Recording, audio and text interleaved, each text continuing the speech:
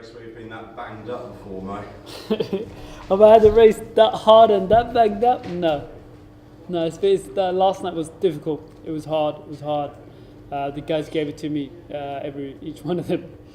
It felt like it was me against the whole world, and it was. But at the same time, I think they were working as a team. They were working. Do you think A couple of Ugandans. that they got together tactically just to push the pace? No, definitely. Because at one point you could see you looking around early on, going, "What's going on?" Even the Uganda guy was looking for the Kenyan guys. The Kenyan guys were looking for the Ugandans, and then you had a couple of Ethiopians. Yeah, they worked out well. Fair play to them, and yeah. Do you take it as a compliment, though? Yeah, and that is good. It's good. For many years, the last 10 years, they've been saying, "How they're going to beat me? How they're going to beat me?"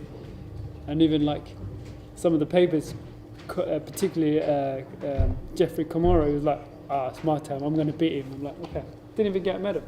Do you think that's because they knew it's their last chance as well? It's their last chance to...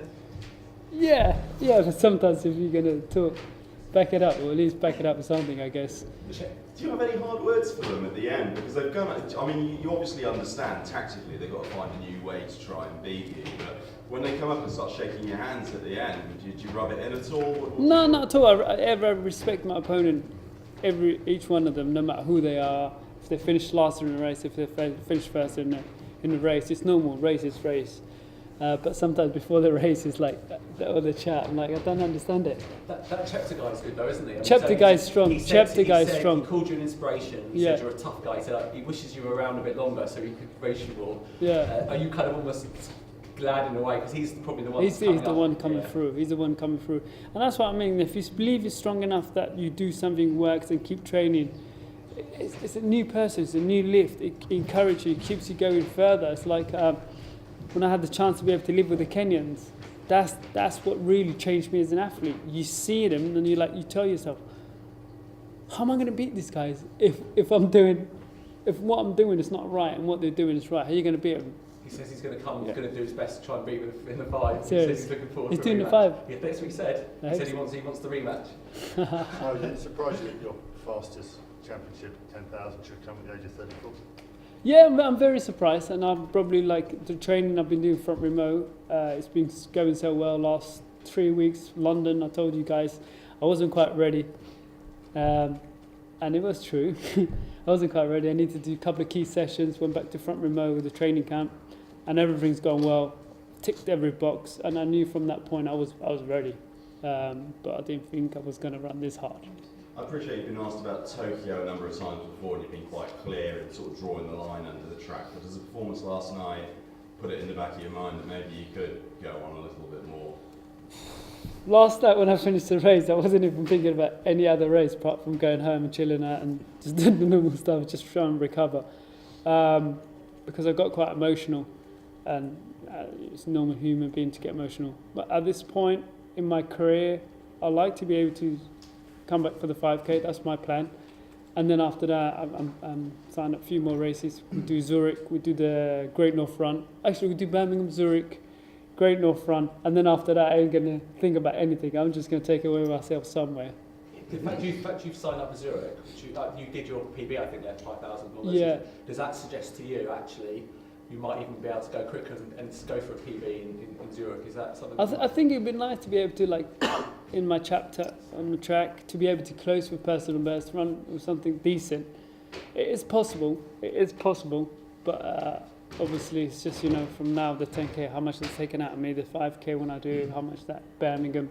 And so in an ideal plan, if I were to do it, you do this race and you've got 3 weeks, I could run decent times, but it just depends on, each race is how much is taken out of me, how much training, am I distracted. Is it important for you, Mo, that you finish on a high and leave everyone wanting more, if you like? I want to leave on the high, but that's a perfect no, right? Everything's gone. It ain't going to be that easy in the 5K. It's going to be tough for me. It's going to be challenging. There's a lot more guys. There's a lot more decisions made shortly. In the 10K, you've got 25 laps. You can relax a little bit, go to back, and make that decision, work around, play with the guys. In the 5K, if I'm not there at a certain point, or someone's going to do something, I can't cover it, can't do it, it's gone. So I just have to mentally get that ready and think. A few of the sort of contenders in the 5K, they're all quite young, in their early 20s. Do you think, obviously at the age of 34, you draw on all that experience, like last night, and talk about that and what you were thinking of last night when they were ganging up on you? Yeah, no, experience is everything. If you've been in a situation before and you've been done that, it's easier to deal with, and that will help me massively. But it's always the new ones that are a bit more scary because they're raw. They don't know what they're doing. They just go for it. They're just like. Will you use the crowd again in the same way that you sort of did last night? Was that as much to sort of snap yourself into? Yeah, I was using the crowd to help me, to get me going, to pull them, to throw the game off. I was doing everything. Was that a conscious decision then? Had you thought about doing that before the race, or was that just a spur of the moment thing, trying to? It was just spare the moment stuff where I could see the crowd looking for me to see where I am. When you're not running that hard in a race, you're aware of a lot more. In the last 6, 7 laps, 8 laps, you're in the zone and thinking, oh, not long to go. So it was early on, and I was trying to use the crowd to cheer me going, to put them off, and thinking, yeah, guys, they're not cheering for you. Were you emotional at the end because your family were there, or because Arsene Wenger was there?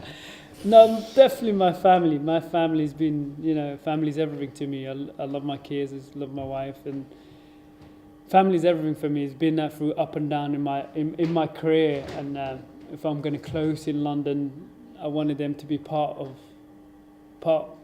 me and part of them to go be able to celebrate with me, because that's what we do. We do everything together. And for me, when I took my kids to the track, that was beautiful. That was really beautiful. And my son and my twins was, 5 years ago, who would have thought that twins in mummy's tummy are going to be on the track? I think I'm a very lucky person in life. I'm a very lucky person. I have a gift that not many people have, to be able to know who I was, where I came from as a youngster, and to have what I have, and to have achieved what I have achieved. It's been incredible. Don't think there's enough word to explain, the journey and everything. But at the same time in life, you just have to appreciate what you have, do what you can, do the best that you can, and that's one thing, been taught in early years. Appreciate. Was there emotions as well, because it's all coming to an end? Or is that? Yeah, it is emotional, but it's been long. It's been a long career.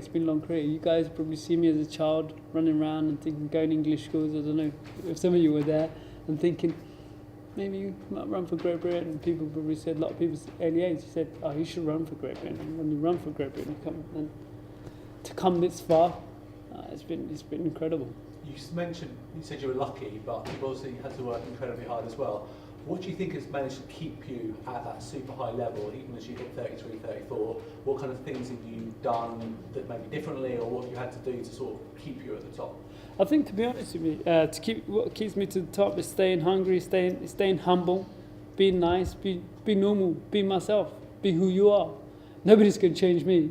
But you've been able to defy Father Time. I mean, every time Kamora says he's getting a year older, I'll beat him next year, or Kalabadiki says a year older, I'll have him. It never happens. So you must be, most people when they hit their 30s are thinking, right, retirement. But you're able to keep it going. No, I think it's just having a brilliant medical team, looking after yourself, understanding what your body can and can't do, and be true to yourself. Many of us are not true to ourselves and go, oh, I could do a little bit more, you could do a little bit. And I think being smart has helped me to be able to stay injury-free and get to where I am.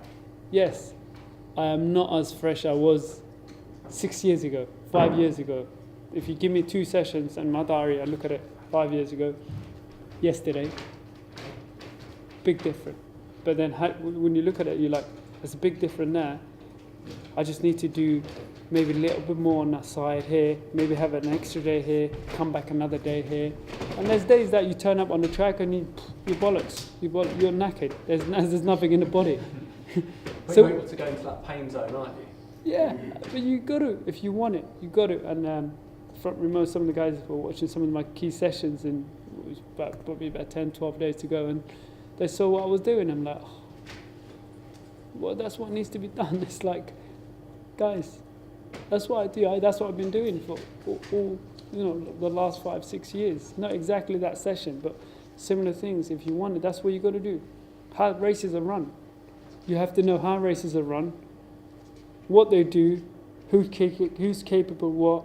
It's like a football match. Tactically, you have to get it right. Is that something people don't give you enough credit for? No, Your people, tactics. no, you know what? One thing to tell you, people don't take my kindness for weakness. If I was weak, do you think I would have won? There's a lot of people there, and don't judge a book by the cover. I am who I am. I do with things that Mo does it, how I want to do it. And a lot of times, like people, yeah, you're nice, but they do take it for advantage. You've got to be ruthless on the track and outside the track sometimes. You have to flick a switch before you race. No, that automatically just happens because I've been like since I was a kid, been a runner. When you say ruthless off the track, what do you mean? It's just like you come first. If you need to do X. If I need to do something and something's pissing me off, then. And that would be what, to Barry, to Neil? Nah, just anyone really. Yeah, I'm nice. I'm nice. Go on, tell us a bit more. I'm nice to you guys, so warning. Your fellow Brits in the 5,000 metres, what can they achieve? Butcher. Yeah, what can he do? Shall I tell you his nickname? No, I won't tell you his nickname. He has a nickname. Go on. Go on. No, I'm not going to say that. Ask him when you see him. Butchard is... I like him. I like Butchard over time. At one point I was like, what are you talking about, mate? What? But now we've got to know each other a little bit. We did, in fact, I think we did a couple of runs together in front remote. And he's a good guy. He's a good guy to be able to change codes, to come back and to be in that similar level to what he did last year. That's a great thing. That's a great thing. As an endurance athlete, you want to be able to just hold that bit or even like curve a little bit, like, get a little bit more. And we have a lot of guys who are believing themselves now. And Butcher's one of them. He will give you 110%, come out on a line and he's going to try his best. Cool. So I just finished that. What could he achieve? Could he medal? It's going to be tough for him to medal, but I personally think that. But if the race is run how he suits him, then there's a good chance. But in the years' experience and what I've had, it's going to be difficult for him to get a medal. And very last question on your rivals. Who are your big rivals? The Ethiopians? Everyone, the Ethiopians, everyone. I'm like.